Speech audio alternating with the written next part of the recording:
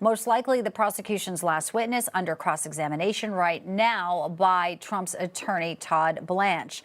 Those are the doors right there. Of course, when Donald Trump comes out, if there is a lunch break, we will bring that to you. But there was a lot of surrogates there speaking on behalf of Donald Trump who are now in the courtroom. As always, they are members of the GOP, today members of the House Freedom Caucus. Let's weigh in on this and also some of the other developments we're seeing today. Pleased to bring back in good friend of the program, Judge Andrew Napolitano, our senior judicial analyst.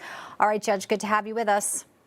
Thank you, Bianca. Likewise. I want to play Matt Gaetz, who spoke. They all go to the park. They make these comments here because Trump's under that gag order, which many say is unconstitutional. But here's what they said today in his defense, and actually a direct attack on Michael Cohen. Well, I'm honored to be here with my colleagues from the House Freedom Caucus, where we watched Michael Cohen get dog walked through the series of lies he has told. There is literally no branch of government that Michael Cohen is not lied to.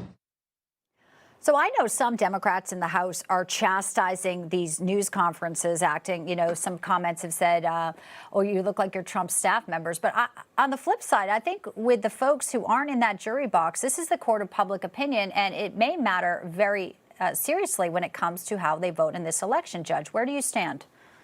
Well, remember the arguments that the trial is unfair, that he's been being selectively prosecuted, that it's being conducted at a time and place and manner so as to interfere with his presidential campaign, are not arguments that the court will allow Todd Blanche, the president's chief lawyer, to make to the jury. So when Matt Gaetz and the others make a variant of these arguments in the park across the street from the courthouse, even though the jury is told, don't watch Newsmax. They're not isolating Newsmax, but they're saying don't watch any media.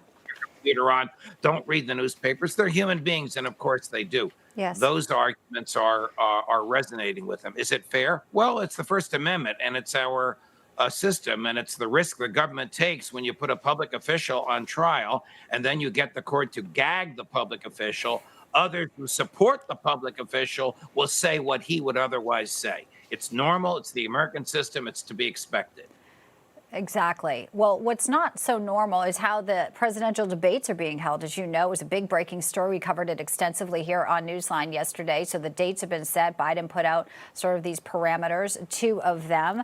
And one of them will be on CNN. One of them will be on ABC. But interesting, Chris Wallace was one of the moderators last time around. And this time around, we know there's no live audience. And this is his reaction to that development.